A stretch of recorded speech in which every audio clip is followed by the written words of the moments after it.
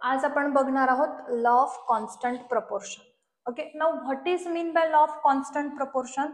The proportion by mass of the constituent elements in the different sample of compound is fixed. आता याच्यासाठी बघा एक example घेऊ आपण. मी एक्झाम्पल घेतलंय वॉटर.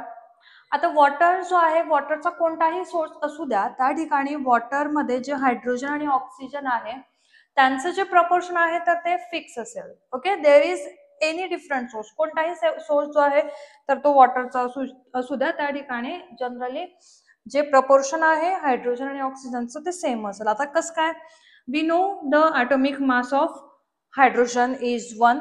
ओके, आणि इकडं जर आपण बघितलं तर ऑक्सिजनचा ॲटॉमिक मास जो आहे तर तो आहे 16, राईट. बट आता ह्या ठिकाणी जे हायड्रोजन आहे तर ते हायड्रोजन 2 आहे, म्हणून आपण ह्या ठिकाणी घेणार ट्वाइस एज टू 16.